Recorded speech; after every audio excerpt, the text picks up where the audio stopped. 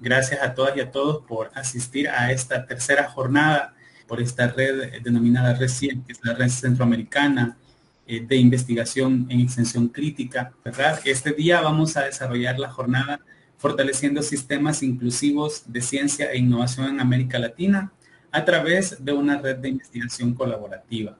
Y precisamente tenemos el enorme privilegio de que en esta tarde pues nos va a acompañar el doctor Carlos Aguirre. Muchas gracias, Dani, y muchas gracias, Jenny, por la presentación. Y saludo, la extensión universitaria es un elemento clave en los procesos de desarrollo, para enfrentar los desafíos, para avanzar en las tantas oportunidades que tenemos y a veces no sabemos aprovecharlas.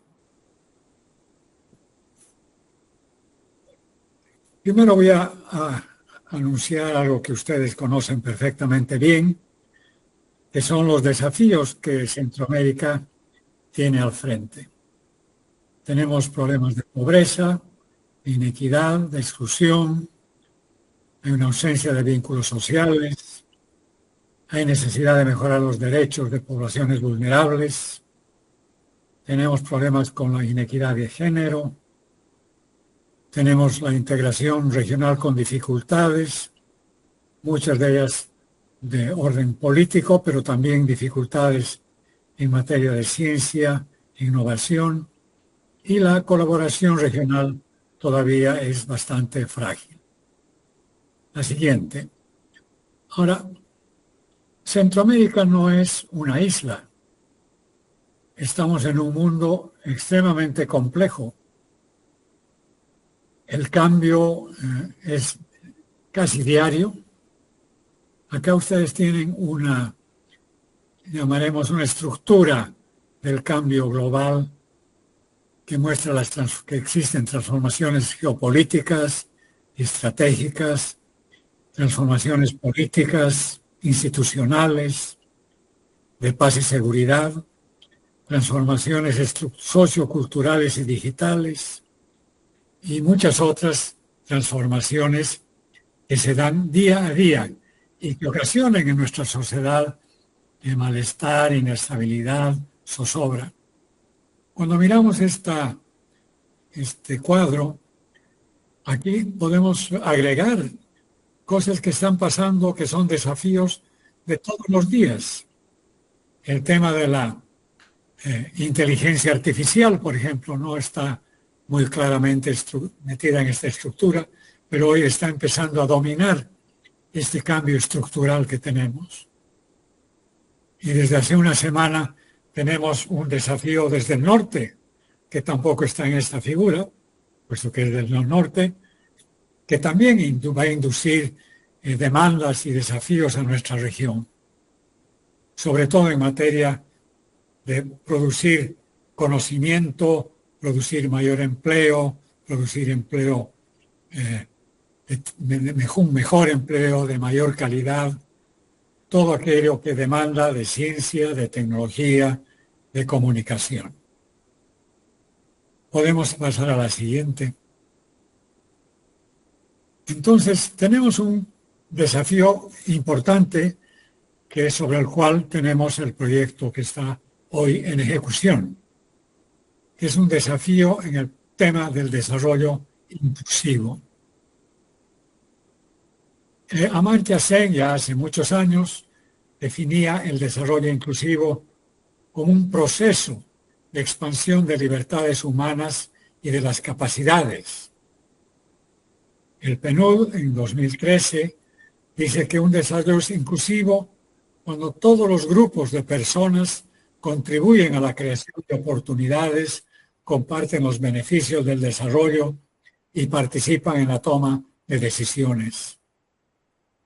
Y la CEPAL discute ya desde el 2016 que el sistema global actual es insostenible porque se basa en tres grandes desequilibrios: un sesgo recesivo en la economía, un aumento de la desigualdad y el deterioro ambiental. Estos desafíos, estas definiciones tienen mucho que ver con el desarrollo inclusivo. Podemos pasar a la siguiente. Entonces, ¿qué es lo que queremos? ¿Qué es lo que buscamos como desarrollo inclusivo? ¿Y qué es lo que buscamos del desarrollo inclusivo con la tecnología, con el conocimiento, con la ciencia? La inclusión debe ser el principal objetivo de las innovaciones orientadas al desarrollo y la única manera en que pueden alcanzarse. Este es un punto clave en lo que tratamos de hacer cuando hacemos ciencia, cuando desarrollamos el conocimiento, cuando desarrollamos tecnología. No existe ninguna posibilidad de lograr objetivos sociales, objetivos aún ambientales y aún culturales si no tenemos buena ciencia, buena tecnología y buena innovación. Ahora, ¿qué es lo que estamos observando en nuestra región y en los países en desarrollo? No podemos definir claramente el desarrollo inclusivo, no podemos superar la inequidad y la exclusión social, porque no tenemos todavía una base teórica y empírica sólida sobre cuál basar en una definición de desarrollo inclusivo. Uno de los problemas es que cada país opera sus programas sociales aislados de otras políticas, en particular de las políticas de innovación. Están las políticas de desarrollo humano, de educación, de salud, todas, cada una por su lado. No se comunican, no se colaboran entre ellas, no hay un conocimiento cruzado de una a otra. Entonces, esta ausencia de una mezcla de políticas ocasiona gran parte del problema de la exclusión. Por otro lado, aún si tenemos un crecimiento económico, que es lo que ha pasado en las últimas décadas en Centroamérica, si tenemos un crecimiento económico desigual, aún con políticas sociales correctivas, no podemos buscar un desarrollo inclusivo sin ellas. Ahora, podemos pasar a la siguiente, si es que vuelve a aparecer el cuadro. Jenny.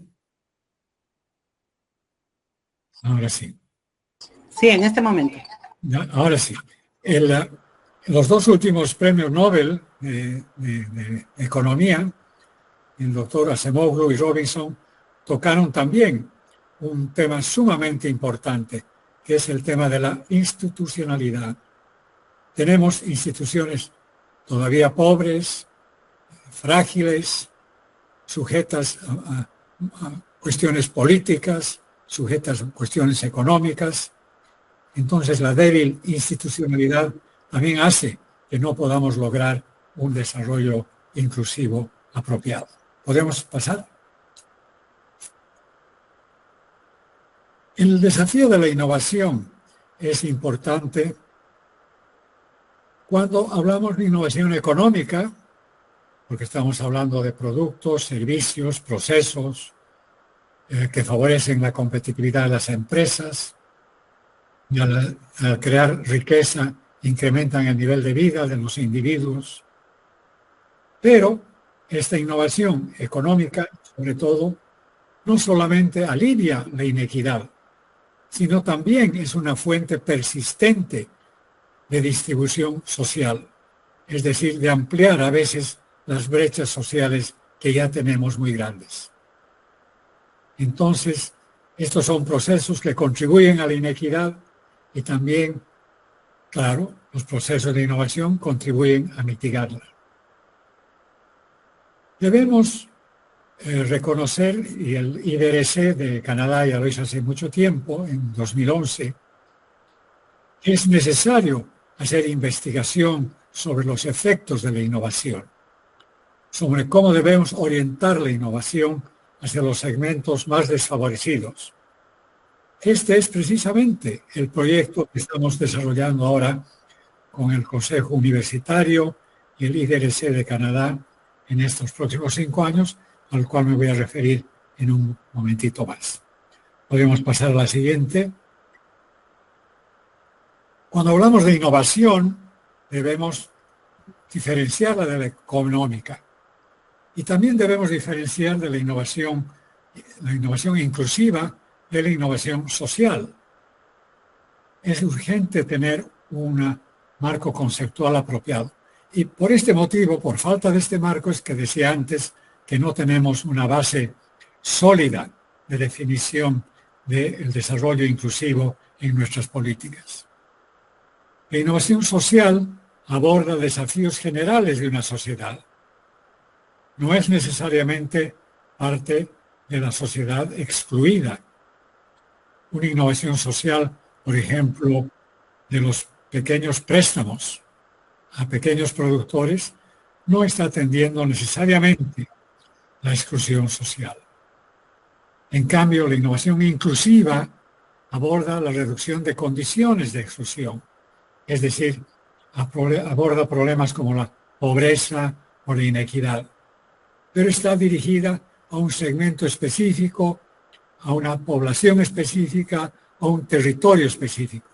Es decir, la innovación inclusiva es más dirigida hacia un objetivo muy específico, a diferencia de la innovación social, que es mucho más amplia. ¿Podemos seguir? Entonces, es urgente que podamos, cuando hablamos de innovación que impacta positivamente o negativamente en la inclusión, y cuando hablamos de la inclusión como parte de un proceso que tiene que ser influido por la innovación, tenemos que analizar cuál es ese nexo que conecta la innovación con la inclusión. Existe, para este análisis del nexo, una diversa topografía de conceptos y marcos analíticos. Lo importante es dónde colocamos el foco de la innovación. Podemos colocarlo en los resultados de la innovación, es decir, en términos de los problemas y las soluciones que la innovación busca. Pero también podemos colocar la innovación en el proceso social, mediante el cual la innovación se produce. Es decir, no estamos llevando la innovación, o si ustedes quieren la tecnología, a resolver un problema social, si no estamos haciendo que quienes son afectados por ese problema social hacen parte de la definición misma del proceso innovador. A eso le llamamos la innovación inclusiva. Entonces podemos definir la innovación inclusiva como aquella que crea las condiciones para que las poblaciones excluidas y vulnerables se integren como un actor fuerte y propositivo en los sistemas de innovación para participar significativamente en la transformación y construcción de soluciones inclusivas. Podemos pasar a la siguiente. Ahora existe un cuerpo de estudio importante sobre la innovación, sobre el papel que juega la innovación en la pobreza y cómo los sistemas de innovación se utilizan para superar desafíos de la inclusión. En Latinoamérica tenemos dos redes, la red Globelix y la red LALIX, que están dedicadas al estudio de la innovación y la inclusión. Pero también en los países debemos reconocer que independiente de los análisis y estudios que hace LALIX y Globelix, existe mucha retórica junto a un vacío de acciones. En nuestras políticas de desarrollo, en las políticas que son propuestas por nuestros políticos, se habla de la inclusión, se habla de la pobreza, se habla de la falta de vinculaciones sociales, pero no hay mucha acción. Hay mucha retórica política, pero muy poca acción. Y entonces no hay posibilidades de avanzar rápidamente en lo que llamamos la innovación inclusiva por la ausencia de políticas. Podemos seguir. En cuanto a las políticas, el estudio que hizo Dutrenit el 2021, que es un análisis que se hace cada 5 años del estado de situación de la ciencia y la tecnología en Latinoamérica o en el mundo, pero Dutrenit hace estudios sobre Latinoamérica,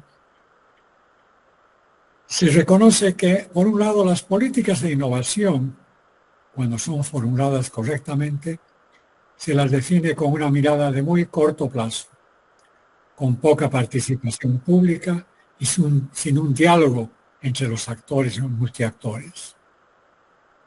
Una política de innovación debe considerarse a plazos más largos. Para esto los estudios de prospectiva, los estudios de foresight, constituyen una prioridad. Ahora, por supuesto, los países tienen dificultades para fortalecer sus sistemas de innovación y simultáneamente tratar los niveles de pobreza e inequidad que existen. Este es un punto sumamente importante, porque la innovación, como decía antes, si no es tratada con prioridad y si no hace parte de las políticas sociales, tampoco va a resolver los problemas de pobreza e inequidad. Eso no, tráeme el control, pues ven. Entonces, un análisis en Latinoamérica reconoce que es necesario desarrollar una nueva cultura que incorpore la creatividad, la exploración, el aprendizaje, la búsqueda de soluciones inteligentes y adecuadas. El economista Stiglitz, Premio Nobel de Economía, sugiere ir hacia una cultura del aprendizaje. Este es un punto sumamente importante, interesante, que toca directamente hacia la extensión universitaria. ¿Cómo a partir de la extensión podemos crear esta cultura del aprendizaje?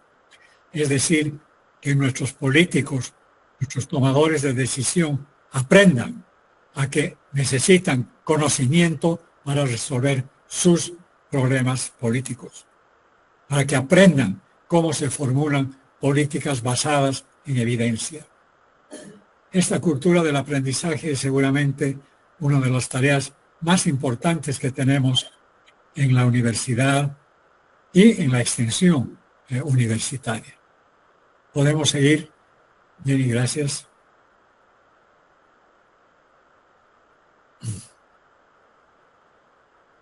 Entonces, el gran reto de la política de ciencia y tecnología en la región centroamericana es conectarla con otras políticas públicas, articularla de una manera adecuada, articularla en base al aprendizaje. Podemos seguir, Jenny, por favor.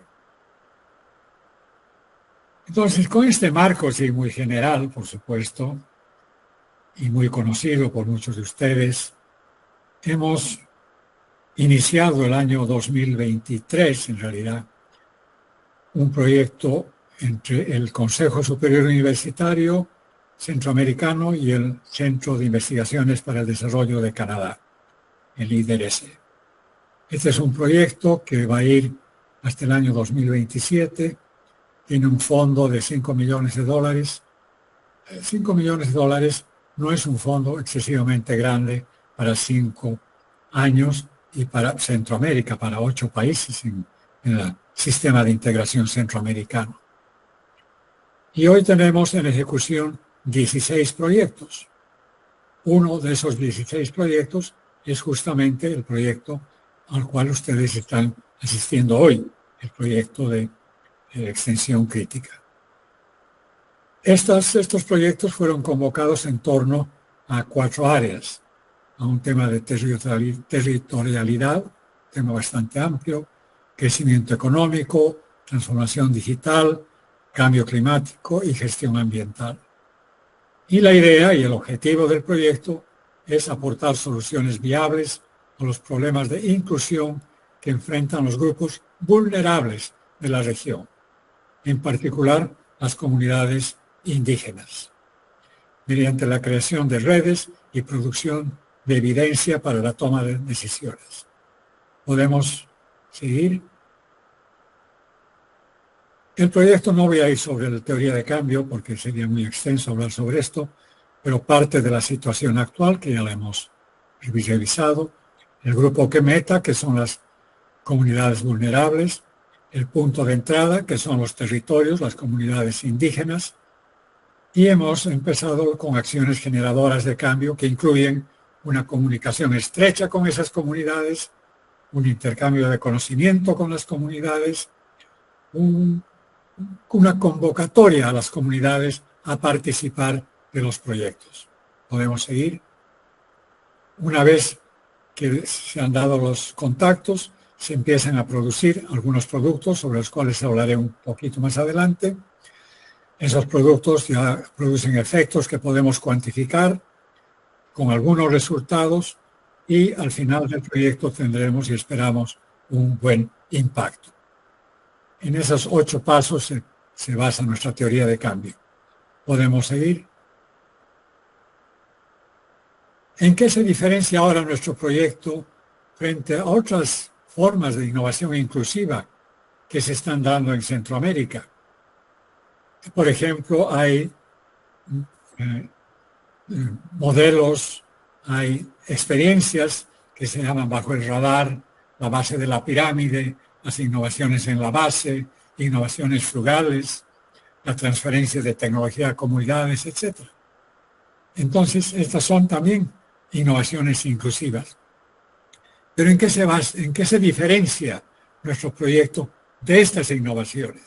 Podemos pasar a la siguiente. Primero, es un proyecto regional. En este proyecto requerimos que sean por lo menos 3 países los que participen en cada proyecto.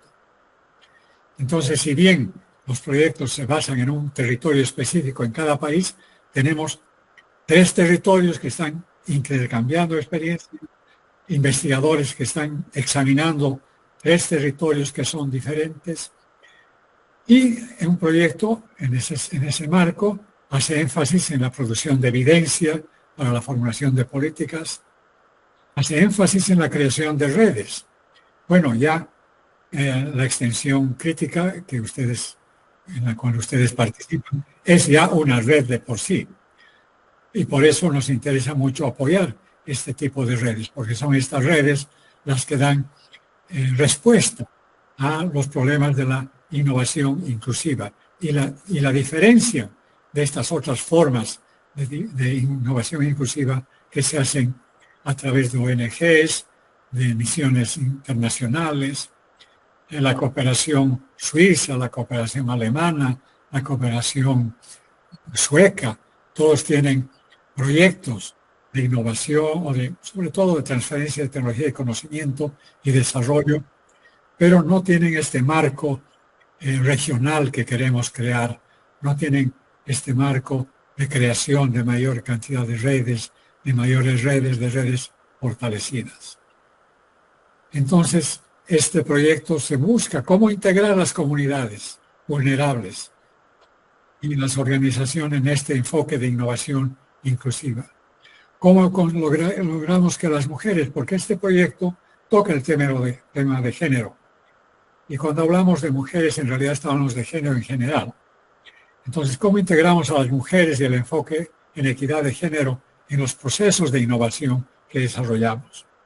Reconocemos que el problema de género es un problema serio de inclusión y por eso hacemos énfasis en este proyecto en la equidad de género también. Podemos seguir.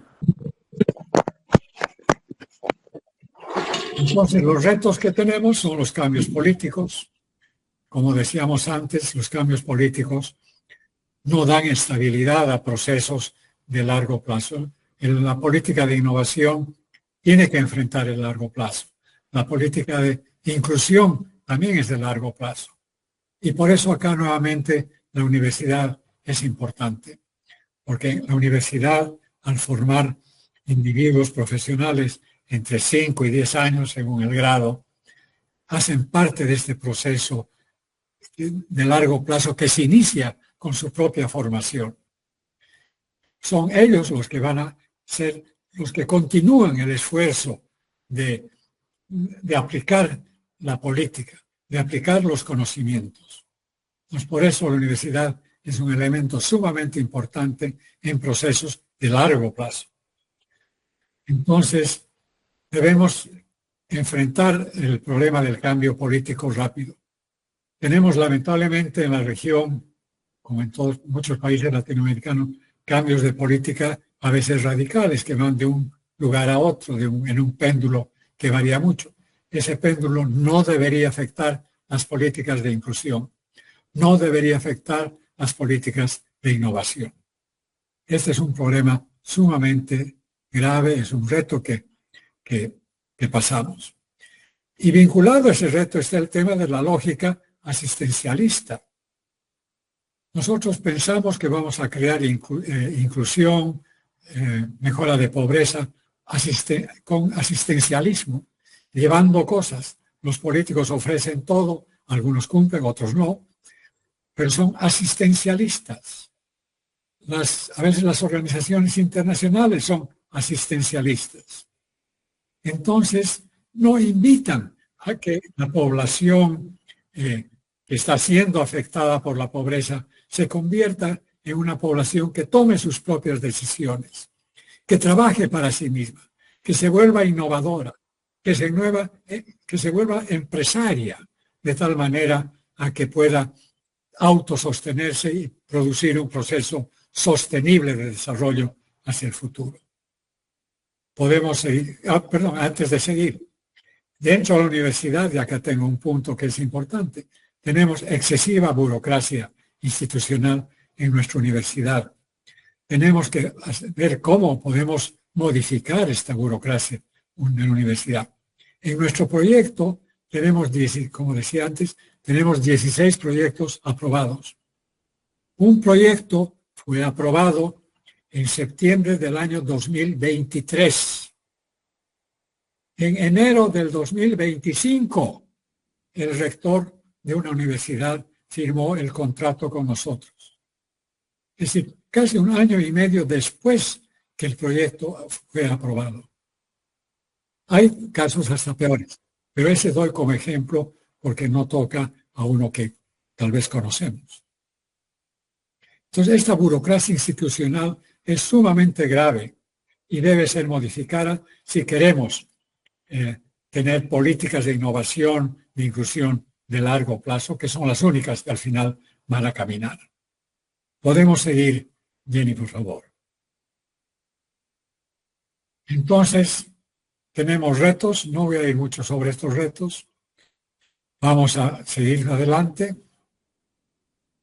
Vamos a seguir adelante. Vamos a seguir adelante. Más. Más. Más. Más. Más. Ahí paramos. Bien. Entonces, ¿cuáles son los productos cuantificables? Bueno, en mi tierra decimos, hay mucho bla bla y poco frufru. Ese es el problema de nuestras políticas. Entonces, ¿cómo vamos a superar eso? Tenemos ya algunos productos cuantificables. Tenemos 16 redes de colaboración. Tenemos 14 que van a empezar este año. Vamos a hacer una convocatoria a proyectos a finales en el mes de febrero. Además de los 16 proyectos que estamos financiando, vamos a financiar 14 proyectos más. Ya tenemos publicaciones científicas, alrededor de 25. Ya tenemos algunos productos como patentes. Tenemos 5 patentes ya concedidas. Es todo esto en un año y medio. Tenemos una serie de recomendaciones y propuestas de proyectos dirigidas a tomadores de decisión. Ya hemos iniciado el año pasado un proceso de propuestas. Tenemos ya espacios formativos organizados por las redes de colaboración. En parte, este mismo taller hace una parte, ya sería un sexto taller virtual de tipo formativo. tenemos un número de científicos de grupos vulnerables que ya participan y aprueban el diploma de ciencia abierta. El diploma todavía no ha sido dado, pero ya hemos identificado a quienes son los científicos de los grupos que van a participar. Tenemos ya entonces varias posibilidades de hacer intercambio, de organizar las redes, y tenemos una serie de recomendaciones para dinamizar el intercambio y la colaboración científica. Este proceso de recomendaciones, espacios formativos, etcétera, van a ser, me parece a mí, un buen tema de trabajo para la red de extensión crítica. Creo que es una tarea de la extensión crítica que nos va a ayudar mucho en formular enfoques, críticas, investigaciones sobre estos productos que estamos produciendo en este proyecto. Podemos seguir. Luego, aquí hay unos 3 resultados más concretos. Por ejemplo, hemos diseñado diagnósticos participativos para identificar las condiciones económicas de mujeres indígenas. Se está fortaleciendo la gestión del riesgo alimentario, desarrollando capacidades humanas y tecnológicas que contribuyen a la seguridad alimentaria, nutricional, que sean resilientes al cambio climático, sobre todo en el corredor seco de Guatemala, Salvador y Honduras, y se está priorizando la conservación de agrosistemas de manera efectiva mediante prácticas agroecológicas y sostenibles. El siguiente es un resultado ya más puntual en el dialecto costarricense Mapoca, quiere decir nuestra tierra en el dialecto malecu. Esta es una aplicación móvil que ha sido diseñada para empoderar a las personas y colectivos indígenas con una herramienta accesible y práctica que ofrece información esencial sobre los derechos relacionados con tierras, territorios, recursos naturales y orientaciones claras sobre cómo defender estos derechos, tanto a nivel nacional como internacional. Esta aplicación móvil ya va a estar en nuestra página web en muy poco tiempo. Podemos seguir. Y tenemos algunos productos y resultados que van a ser cuantificables. Un sistema informático de alerta temprana, que va a ver el tema de gestión de riesgo alimentario. Se están desarrollando tipos de alimentos con características funcionales a partir del aprovechamiento de especies locales.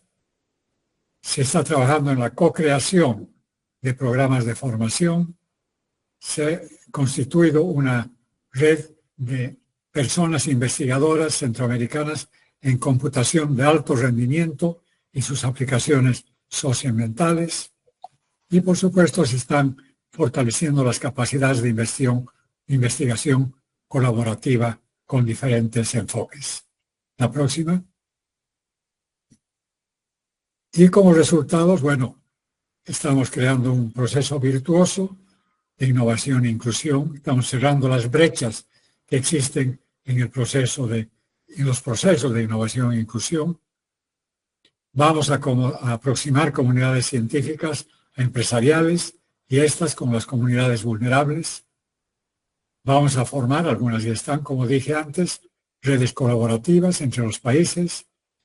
Vamos a fortalecer el trabajo cooperativo entre las instituciones de investigación con entidades que implementan soluciones, empresas, emprendedores, sociedad civil, grupos comunitarios, autoridades de gobierno. Y esperamos que estos resultados se puedan incentivar aún más, promoviendo la creación de un fondo de investigación regional para así no depender exclusivamente de la cooperación internacional. En el caso de nuestro proyecto, en un caso hasta ahora, se ha creado un fondo de investigación a partir de un municipio en Costa Rica. Es decir, el municipio ha creado su propio fondo de investigaciones para seguir las tareas de investigación en ese territorio. El siguiente. Entonces los impactos van a ser de haber consolidado el nexo innovación e inclusión. Las comunidades vulnerables van a ser actores activos de su desarrollo. Las élites políticas esperamos se hagan más conscientes de la importancia de la innovación y también crean mayor conciencia sobre la necesidad de la cooperación e integración regional, incluida la cooperación internacional. La Comisión Centroamericana de Ciencia y Tecnología es una institución que se debe fortalecer, que todavía no está fortalecida, pero que las élites políticas deben darle todo su apoyo para que ésta sea el operadora o la operadora del proceso de cooperación regional. Al siguiente. Gracias a todos por su activa participación. Hemos terminado con 198 participantes. Me alegro mucho que todos hubiesen podido estar en esta sesión y, por supuesto, estará listo, si no en esta oportunidad, pero a través de Jenny, absorber sus preguntas, sus comentarios. Pues gracias también, doctor, por habernos facilitado esta jornada de una manera muy magistral.